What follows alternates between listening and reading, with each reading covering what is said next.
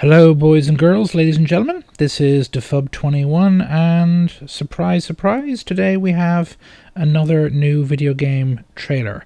This is the Agent Journey trailer for Tom Clancy's The Division. This is a very important project for this game's developer slash publisher Ubisoft. There was huge kind of press and fan reaction when the game was originally announced. Was it at this stage? It must have been 2, maybe 3 years ago, either 2013, E3 2013, maybe 2012. I don't think 2012 wasn't that far back, although I could be wrong, because of how visually incredibly impressive the game looked. This is before, it certainly that was announced before the next-gen consoles hit, as if memory serves correctly, and, you know, this was kind of one of the first kind of supposed representations of what next-gen gaming, as it was known then, in other words Xbox One and PS4 gaming, would actually mean in terms of graphics and all the rest. Watch Dogs was another example that was shown off. Was it the year, I think it was the year following, that followed the E3 that followed the one which this game was first shown off. Suffices to say, things have not exactly gone to plan for Ubisoft since. Watch Dogs, when it eventually hit the market before The Division, turned out to be visually nowhere near as impressive on console or PC as Ubisoft implied in the various trailers that they showed off before the game, that they showed off during the press screenings on E3 and all the rest on one side. And on the other side of the equation, equally importantly, Watch Dogs didn't get very good reviews. I mean, it was basically a bare minimum, you know, as I've said before, a solid 7, which really, particularly in AAA game development, where it's really either win well, or things go very, very badly for you in terms of sales and all the rest, because again, the margin for error, the number of copies you have to sell these days just to break even, let alone turn a profit, is pretty significant. So Watch Dogs and Division have kind of become notorious now as two kind of Ubisoft games where Ubisoft, you know, promised big, and certainly with Watch Dogs 2 failed to deliver, either in terms of the quality of the graphics or in terms of the story. The gameplay wasn't as innovative as they let on. The hacking stuff was nowhere near as sophisticated or as integrated and integral to the game as Ubisoft implied. The list just goes on and on. The situation with The Division is not quite as bad, for no other reason the game hasn't come out yet, but it's been delayed several times.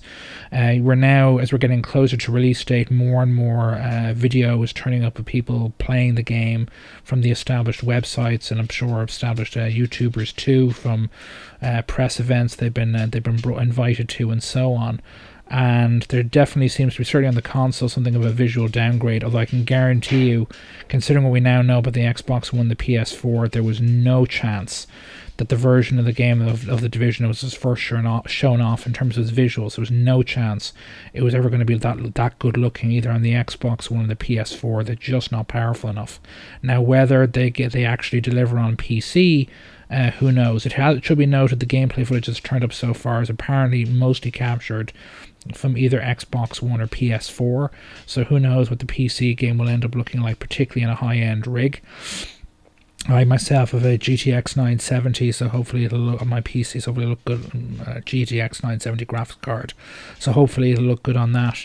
But anyway, this is the new major trailer they've released. This is part of their pure run up, as it were, to the game's release. And well, let's have a look at it, and then I'll let you know my views once it's over. See you in a few minutes. Toodles. When you first joined The Division, what were you expecting? I'm sure they told you about the sacrifices you'd make, things you might have to do one day. But none of us could have ever predicted this.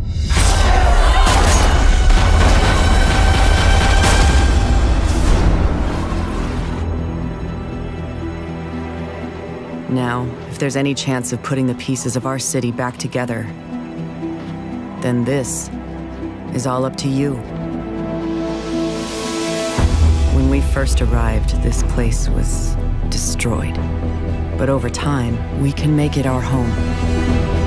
From here, we launch countless missions across the city in search of others. Doctors, former cops, engineers, people who can help us rebuild the world.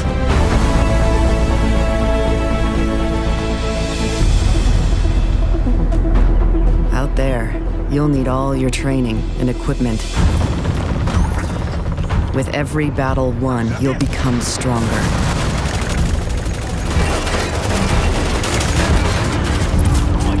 Come on! Come at me!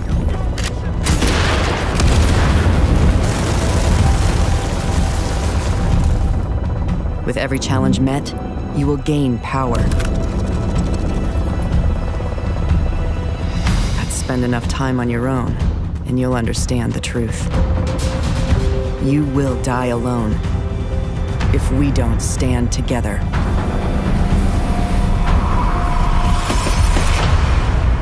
Other agents have set up safe houses throughout the city. You'll need to team up with them and work together.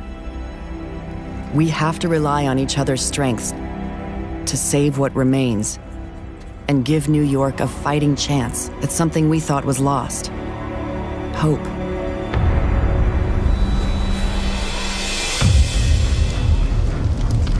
We need to work together and combine our skills.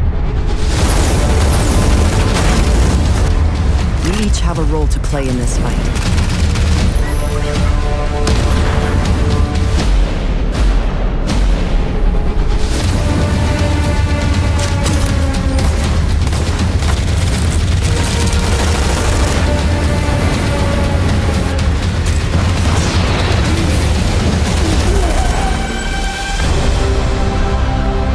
You are here for a reason.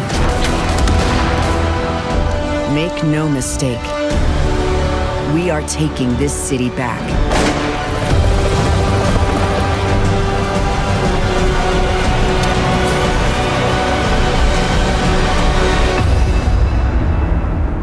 And on your journey, you will find a place beyond those walls.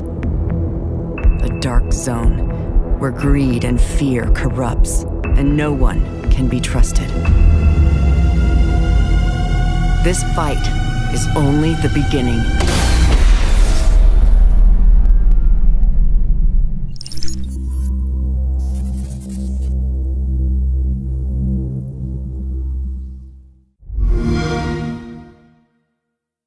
Well, wasn't that a very video game trailery? Didn't, again, if that's the first trailer you've watched for this game, maybe it'll provide you with a good bit of information, but this game's been out there, I think now, was announced 3 years ago at this point. The visual look of it is nothing new to me. It gives them the story or kind of some special operative, as they always are in the Tom Clancy games. Special operative, special soldier, or elite, or this, that, or the other, and your job is to effectively save the day. It's a pretty much standard issue story / trope in video games, and has been since forever. I'm a bit suspicious. I'm suspicious in the terms of the trailer, in terms of, is the in-game footage we're looking at there, is it from the PC version, is it from the console version, is it actually representative of what the game will actually look like? There has been some press events recently, apparently, where the embargo for preventing the press and putting up video footage and stuff that they recorded of them playing the games, or stuff they got that were given by Ubisoft, have been ran out either today or yesterday. I can't remember which. So comparison videos have turned up on ye olden interwebs. I'll include a link in the description for, I think Kotaku has put together a list of videos of comparing the current game version of the game's footage compared to what's been shown at E3 when it was originally announced, and you can come to your own conclusions, although apparently that footage is most that's been captured is pretty much exclusively console footage, as far as I know. So who knows what it will look like if you've got a high-end PC. And I've been looking around. I don't seem to be able to find an official... They haven't released the official specs for the PC version yet, either minimum or recommended. So who knows what will be what we'll see there. It'd be interesting if it does either, not necessarily, I don't think it'll require a mandate DirectX 12 support, which means having Windows 10, but it might be a recommended thing. If that turns out to be the case, that might be enough to push me to upgrade from Windows 7 to Windows 10, although that leaves me a bit scared in terms of, will I turn, after the upgrade, will all my software still work, or will there be problems? And that really does give me pause for thought, and it's one of the reasons why I've avoided upgrading to Windows 10 so far. Again, it looks good. Well, it looks, whether what the footage you see, of the gameplay footage you see there is actually what it'll actually look like on PC, let alone console, I honestly don't know. Again, Ubisoft has effectively been, I wouldn't necessarily say intentionally sexing up, as it were, the quality of the graphics in new games they've been revealing of late, but certainly they might well have been either unrealistic or overly ambitious as to what their games would look like, certainly on the consoles.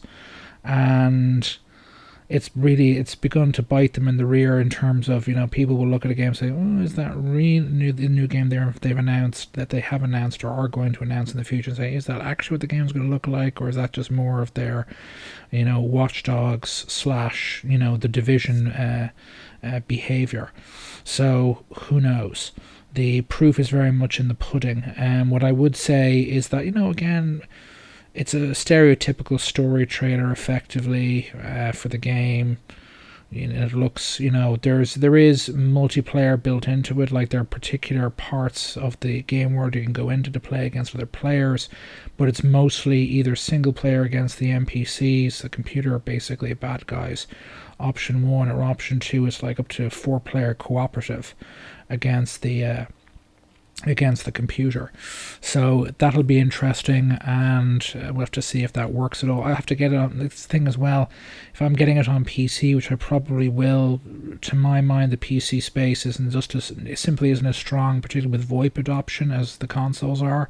Although again, there are a lot of people playing on Xbox One and PS4 that could do VoIP because they got the gear for it, because both systems shipped with it, but they don't because of the kind of generally toxic atmosphere that can be found in terms of when you're playing multiplayer on Xbox Live or on PlayStation Network.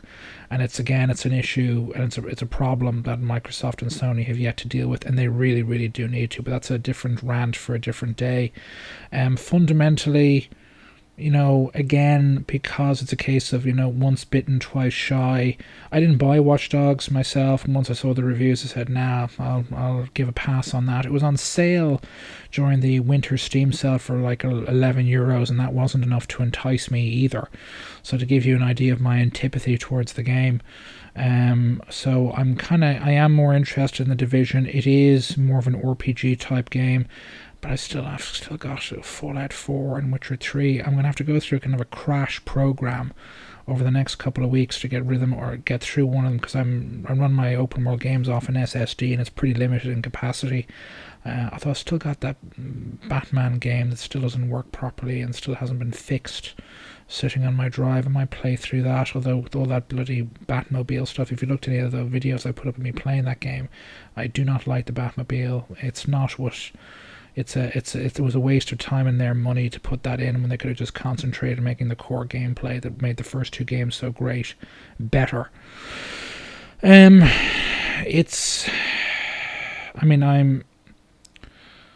could go on. It's just again, I don't want to get off topic, but to put it bluntly, yeah, it's not a terrible trailer, and it's not a fantastic trailer either. It doesn't get me to reappraise the game. It isn't getting me excited about playing the game.